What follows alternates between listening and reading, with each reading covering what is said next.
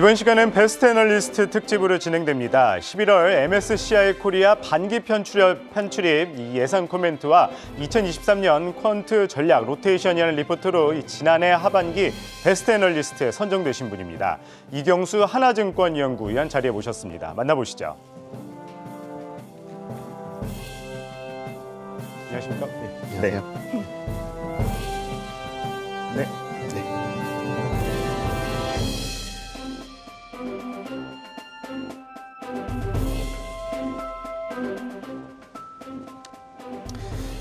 네, 그동안 연구원님 환경베스트 애널리스트로 여러 차례 선정되시면서 이번에 이제 이 개량 파생 부분 2관왕에 선정이 되셨어요. 간단하게 그래도 소감 한 말씀 부탁드리겠습니다.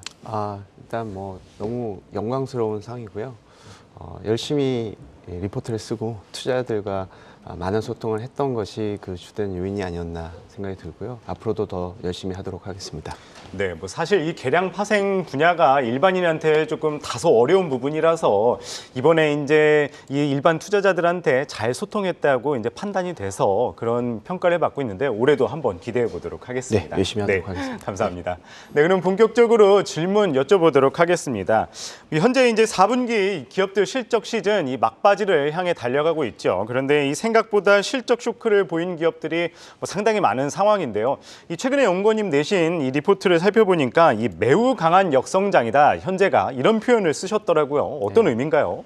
일단 4분기 실적은 이제 예상치가 이제 실제치를 예상하기 어려운 부분이 있습니다. 네. 기업들이 일시적으로 비용을 충당을 하기도 하고요. 여러 가지 이슈가 있죠. 그렇지만 이 4분기와도 비교를 했을 때도 상당히 안 좋았고 기존의 예상치 대비해서도 적당히 어닝 믹스가 나오면 좋은데 지금 이제 어닝 쇼크 수준이다 이렇게 보시면 될 것 같습니다. 일단 작년 4분기 영업이익 기준으로 보면요. 코스피 코스닥 모두 합쳐서 상장사 기업으로 보면 24조 원 정도 나왔습니다. 그래서 컨센서스 대비해서 무려 31%가 낮은 수준으로 기록을 하고 있어요.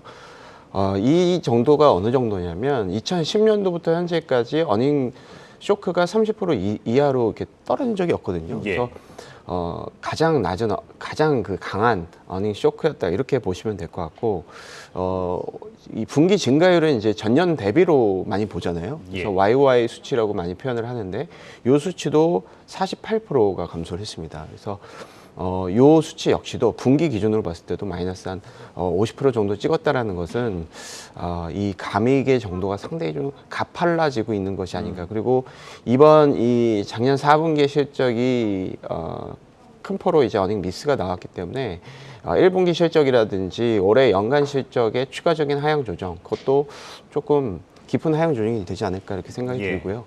작년에 저희가 이 코스피 기준으로 봤을 때 영업이익 증가율이 마이너스 11%였습니다. 그래서 올해도 지금 이제 마이너스 10% 정도로 되고 있는데 이 수치가 더 떨어지는 것 같아요. 그래서 2년 연속 감익인데 요 2년차 감익 시기에 조금 더 이익이 좋지 않을 것 같다라는 그런 어쩔 수 없는 불가피한 상황이 아니겠느냐 이렇게 생각을 하고 있습니다. 예, 생각보다 이 실적 쇼크를 보인 기업들이 많은 상황인데 그래도 그 가운데에서도 어닝 서프라이즈를 기록한 업종이라든지 좀 대표 종목을 말씀해 주신다면 어디가 있을까요? 네, 일단은 이제 어닝 서프라이즈가 나온 종목군들은 거의 없었다 이렇게 보시면 될 것 같습니다. 컨센서스 대비해서 한 40%가 안 좋고 전년 동기 대비해서도 50%가 안 좋은 상황이기 때문에 서프라이즈 종목군들이 적을 수밖에 없는 상황인데 굳이 이제 따져 본다면 업종으로 보면은 항공 쪽이라든지 죄송합니다. 항공, 유틸리티, 건자재, 자동차 이런 쪽은 어닝 서프라이즈를 기록을 했는데 이 수치가 추정치 대비해서 대폭 상향 조정이 된 대폭으로 어닝 이제 서프라이즈 나온 건 아니고요. 소폭이기 때문에 근데 이제 평균 점수가 낮잖아요. 그래서 이쪽에 좀 많이 주목이 되고 있는 상황이 아니겠느냐 이렇게 좀 생각이 들고 있고요. 종목으로는 유니테스트, 제주항공, 주이시티, 대원강업, SK네트워크스, 테스트, 두산 퓨얼셀 이런 종목군들이 이제 어닝 서프라이즈가 좀 컸다. 특히나 진에어도 그렇고 제주항공도 그렇고 이제 LCC 기업들, 국내 LCC 항공사들이 실적을 좀 잘 나타낸 것이 아닌가 이렇게 생각을 하고 있습니다. 예. 뭐 또 이 연구원님이 말씀하신 리포트를 살펴보니까 어쨌든 이 실적 하향이 가팔라지는 상황에서 이제 결국엔 이제 중요한 거는 바로 이제 이익 모멘텀이 팩터가 될 거다 이렇게 말씀을 하셨어요. 그러면서 이제 2021년부터 코스피 이익 추이와 이익 모멘텀의 팩터의 성과가 이제 역의 관계가 뚜렷하다 이렇게 말씀을 하셨었는데 이거는 어떻게 받아들이면 될까요? 그래서 이제 한마디로 얘기하면 실적이 상향 조정이 되는 종목군들의 숫자가 적어지기 때문에 그쪽으로 수급이 쏠린다 이렇게 보시면 될 것 같습니다. 실적이 모두 다 좋은 상황에서는 그 수급이 이제 분산 효과가 일어나잖아요. 예. 그렇지만 이렇게 전체적인 실적이 안 좋고 주가의 변동성도 큰 상황에서는 지수를 해지를 하면서 특정 종목군들을 알파 종목으로 가져가고 있기 때문에 거기다 핵심 컨셉은 결국은 실적이잖아요. 그래서 예. 실적이 좋은 소수의 종목군들이 수급의 어떤 그 프리미엄 그리고 밸류에이션 프리미엄 희소성을 좀 갖는다 이렇게 좀 판단을 하고 있습니다. 그래서 예. 전체적인 이익 모멘텀이 떨어질 때 이 이익 모멘텀 팩터 즉 실적이 좋아지는 종목군들에 대한 성과는 높아진다는 컨셉이거든요. 그래서 실적의 희소성을 리포트를 통해서 저희가 강조를 드리고 있고요. 그리고 예.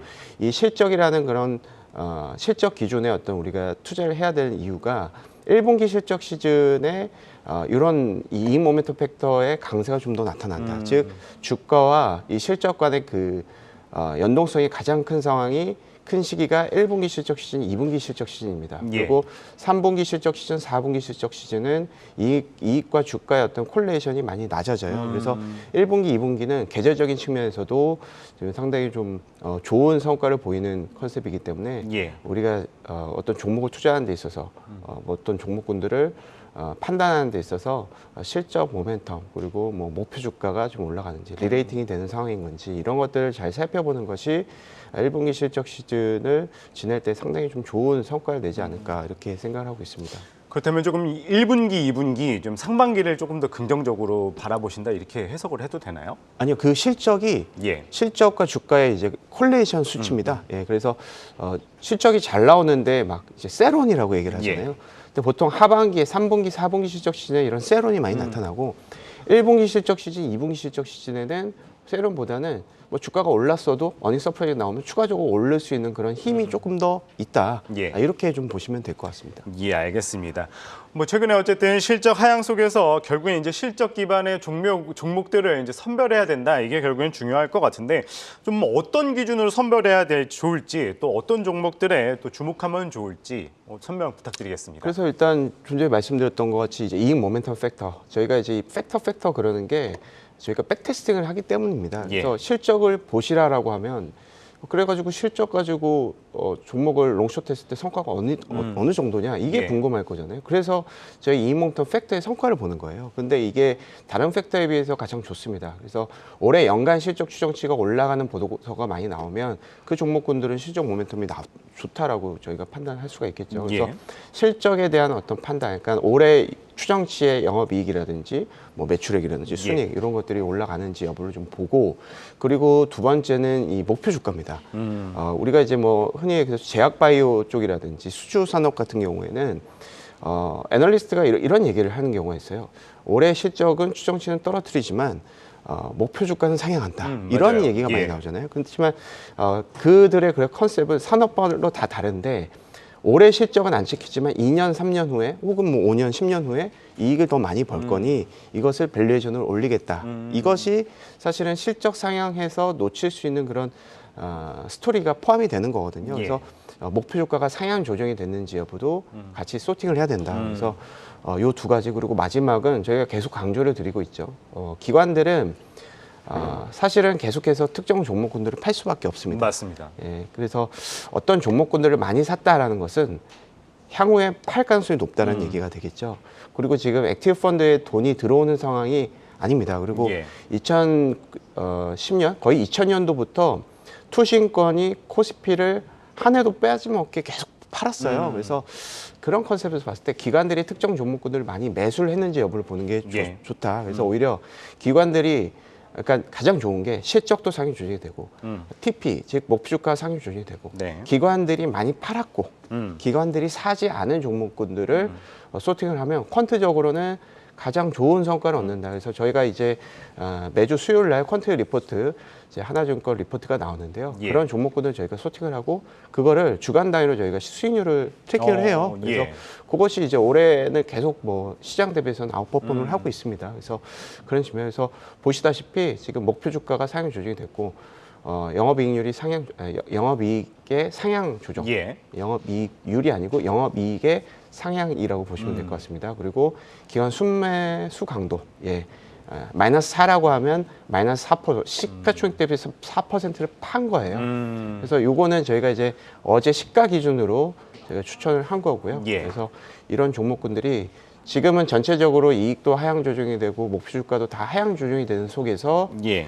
요 두 가지 지표가 좋았고 예. 기관들이 과매수를 하지 않은 종목군들이기 때문에 퀀트적으로는 이런 포트폴리오, 이런 꾸러미가 시장 대비해서 아웃퍼폼을 할 수가 있겠다라고 저는 생각을 하고 있습니다. 예. 네, 결국에는 이 봐야 할 부분이 실적이 상향 조정이 되면서 또 목표가도 이 상향 조정하는 종목들, 또 특히나 뭐 기관들의 매도가 컸던 종목, 기관들이 사지 않았던 종목들이 퀀트적인 측면에서 좀 긍정적이다. 뭐 이런 말씀 주셨습니다. 이 최근에 또 살펴볼 게 어쨌든 1월 달 한 달 동안 이 지수를 끌어올렸던 가장 큰 이유 중에 하나가 또 외국인들의 수급이잖아요. 예. 그래서 2월 달에도 좀 어떤 식으로 흘러갈지 이제 궁금한데 외국인 수급 쪽은 좀 2월에 어떻게 바라보십니까? 일단 1월 달에 주가가 올랐던 부분은 이제 실적은 아니었던 것 같고 예. 중국의 어떤 리오프닝에 대한 기대감으로 전체적인 이머징의 꾸러미를 산 거잖아요. 외국인들이 달러 인덱스도 떨어지고 뭔가 리스크 테이킹을 해야 되는데 거기가 일단 가장 핵심적인 컨셉은 원자재냐, 뭐 이머징이냐 이런 쪽일 텐데 기본적으로 이머징에 대한 기대감을 일단은 반영을 하고 있습니다. 그래서 이게 언제 끝나냐, 요거를 예상하기는 어려워요. 그래서 저희가 이제 흔히 주가는 EPS 곱하기 PER이라고 보잖아요. EPS는 실적을 얘기를 하는 거고 PER, 즉 주가에 대한 프리미엄, 그리고 주식에 대한 어떤 그 유행 정도 이런 것들이 중요할 텐데 예. 일단은 지금은 센티먼트라든지 이런 쪽이 좀 더 강하게 나타나는 것 같습니다. 그렇지만 이제 문제가 뭐냐면 외국인들에 대한 그 매수, 솔직히 얘기해서 지금 상황에서 환율이 추가적으로 매수할 거냐 하는 뭐 예. 50% 조금 넘는다고 볼 수가 있겠지만 만약에 40%대 40%의 확률로 외국인들이 만약에 판다라고 했을 때 예. 우리가 실적에 대한 어떤 추정치가 계속 변동성이 큰 상태에서 과연 요 변동성이 조금 더 주가 측면에서 변동성이 더 커지지 않을까라는 우려가 생기는 거죠. 그래서 예. 저희는 이제 뭐 전체적인 컨셉은 시장을 좀 해지하고 실적이 개선이 되는 종목군들에 대한 베팅을 하자는 것이 퀀트 측면에서는 핵심 아이디어가 아니겠느냐 이렇게 생각을 하고 있습니다. 예, 알겠습니다. 또 다음 주 금요일 24일이죠. 이 하나증권과 함께 또 주총을 앞두고 이 배당 상향 종목들 또 추려서 특집으로 방송할 예정인데요. 그때 또 연구원님이 나와주셔서 설명을 해주신다고 하니까 예, 준비하도록 하겠습니다. 예, 알겠습니다. 네. 뭐 많은 시청 부탁드리겠습니다. 네, 오늘은 한경 베스트 애널리스트 계량 분석 파생 상품 1위 애널리스트인 이경수 하나증권 연구위원 말씀 들어봤습니다. 고맙습니다. 네, 감사합니다.